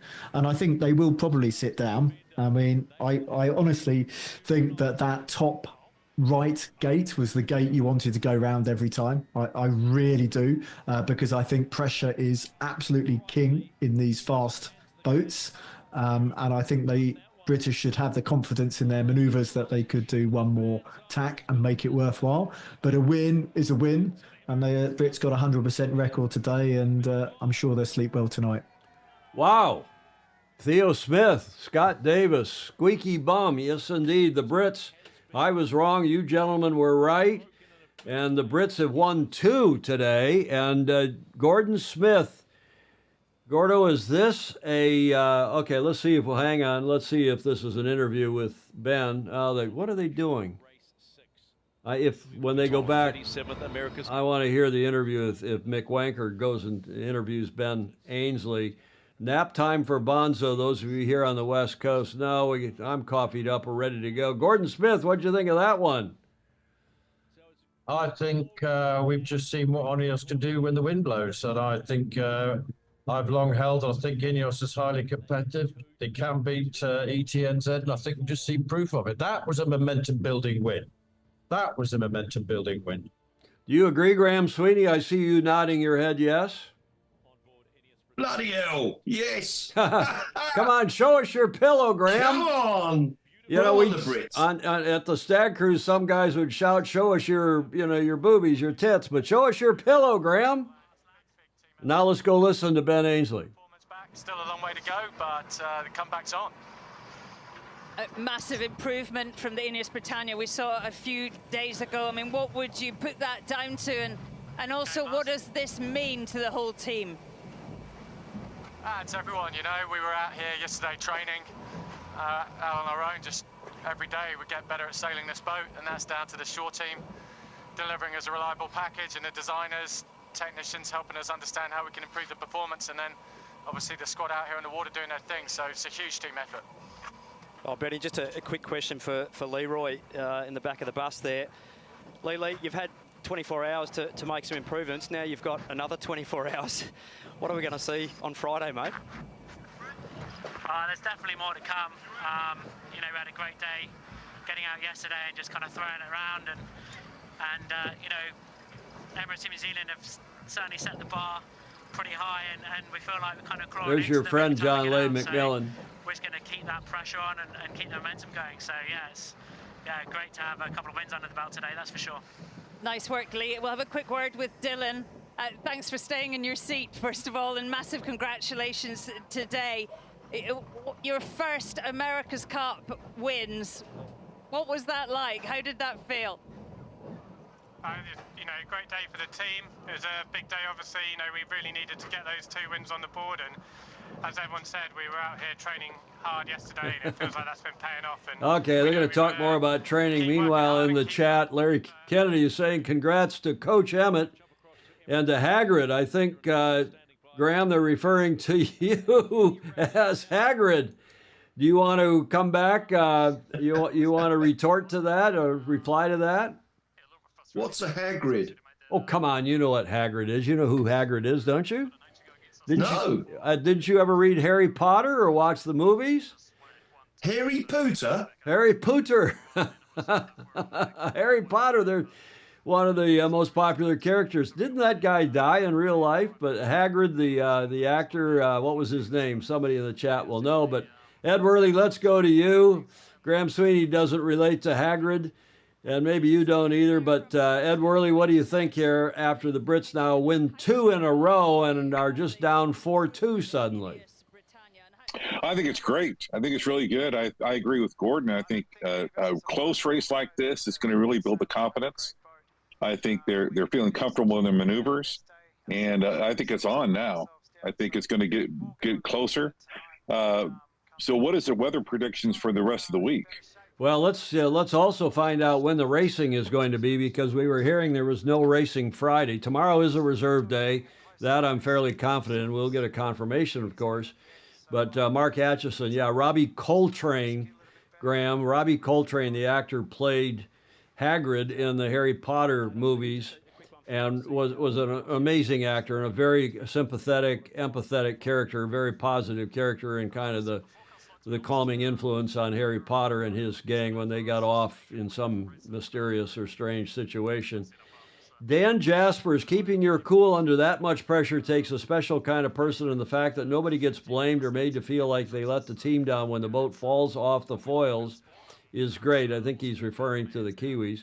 The teamwork on these boats and the trust one helm has in the other, good point, seeing as they can't see each other is awesome to behold. Ed Worley, again, this is the second win by a British team in the America's Cup match. They haven't been in a match since 1964, and they haven't had a single win since 1934. Ed Worley, when was the last time they had 2 wins? 1934. They had 2 wins because that series went 3-2 in the J boats. And Endeavor was faster. Endeavor was faster than Rainbow, so the slower boat won in 1934. Yes. So this is very good. This is very good for Britain. And the Aussies would argue that the slower boat won in 1970 as well, when Ficker was quicker, and Intrepid beat. Remind me of the name of the boat that Intrepid beat, everybody. That was. Come on! What was the name of the boat in 1970 that Intrepid beat? I can hear the guys clicking away and clacking away on the other end. But that was also arguably the Aussies had a faster boat in 1970, and that was Gretel. Was it Gretel 2 or just Gretel, Bruce Nelson? Gretel 2. Was it Gretel 2? Yeah. I think Gretel 2, yeah. Was it? Okay, so everybody's now chiming in with Gretel. Thank you for that, everybody. Well, a prediction, if assuming they're going to race on Friday now, I don't know for sure. Does anyone know? Gretel 2.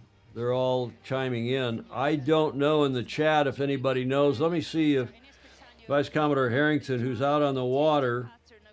No, nothing from her yet, but there was talk. Right now, they're scheduled to race 2 races on Friday. Tomorrow's a reserve day. They don't need to race because we're up to speed. We've done now the 6 races that have been scheduled heretofore through today. So I can't imagine they're going to race tomorrow, Thursday. But they were scheduled to race 2 races Friday. There was talk before today about pushing that Friday's racing into the weekend and not racing on Friday. Stingray is saying they will race Friday. And now that the Brits have won a couple, the Kiwis, it's going to take at least Friday and Saturday if the Kiwis win the next 3 in a row to go up 7 and then take the series. So we shall see. I don't know the answer to that for sure if they're going to race on Friday, but Bob Steele thinks that Ineos is faster in this condition and in the lump. What do you think, Gordon Smith? You were confident that the Brits were faster today, and do you think it's due to the breeze and the lump or something else? Well, as I said, wiser minds than mine suggest that the Ineos hull form is better when it hits the waves or plonks down, as someone referred to. Vis-a-vis the Kiwis when they hit the waves. It has a better hull form than ETNZ, and Ineos does. So I think the lump or the swell is certainly, from that perspective, positive. As I've held for a long time, a bit more wind is always positive for Ineos. And here's the reason for my optimism. You get decent conditions, and Ineos is a very capable package. I'm really delighted. Okay, Graham Sweeney, I'll come back to you in a moment because you're our senior Zoomer. Let's go to Ed Worley for a wrap-up on today and what's going to happen in the next racing, assuming that it's Friday now. Well, I think that Team New Zealand's going to really come out swinging in the start. They're going to try to box everything up in the start, but I think Ineos is on a groove right now. I think they're going to do well. I think you're going to see them out practicing more basic maneuvers and tweaking things up. And I think the series has had a real turnaround. We're going to see some really better racing. So, okay. Well, we've got 6 minutes and 20 seconds till they're off the air. I think they'll go off the air at the top of the hour. Sean Hogan in Australia is going back to bed. He needs some beauty sleep. He's involved in a regatta this weekend, a junior regatta. Apparently, it's nearly 1 a.m. in the morning in Sydney. It's nearly 3 in the morning in Auckland. If you're watching from Auckland, your team's had a tough day. John Emmett, Coach Emmett, let's assume they're going to race, John, on Friday. And unless we hear otherwise, I'm assuming there's going to be a couple races Friday. What are your prospects, do you think, for the racing going forward, John Emmett? Well, people always ask for answers in a nutshell, so that's me in a nutshell. Sorry. Ineos won the start and they won the race. And I think that's, should they won both starts today? The first one, very easily, if you like. But the boat that wins start wins the race, and the packages, I think, are close enough. It's going to continue to be that way. Ben is, well, I'm not going to list his match racing credentials here. But yeah, I think it will be like that. And I think I'm really looking forward to 2 more races on Friday. I hope they have the weekend off because I'm meant to be sailing, but I think there's going to be very strong winds in the weekend, so that might not happen in the UK. But I've really enjoyed the venue. I think the difficulties, if you like, make it more interesting. And hopefully it's just down to good old, pre-start stuff. And that's my final thought. I don't know why they're showing this package now. I wish they would do a little more pre-race analysis and have a pre-race show, but of course they don't. They don't have a post-race show per se. They'll show this package and then they'll go to some beauty aerial stuff of beautiful Barcelona. Okay, I get it, John. But if let's assume there is racing now on Friday because that's the official schedule. Tomorrow's a reserve day, no 0500 watch party. We will do an 0500 watch party on Friday, assuming there's racing. Watch my Facebook page and the Sailing Illustrated Facebook page. And, of course, you can all watch yourselves on the americascup.com website. But let's go to Graham Sweeney to wrap this up for us. Our OG, the original Zoomer, we're now going to call him Hagrid from now on. Hagrid, what's going to happen on Friday, assuming there's racing?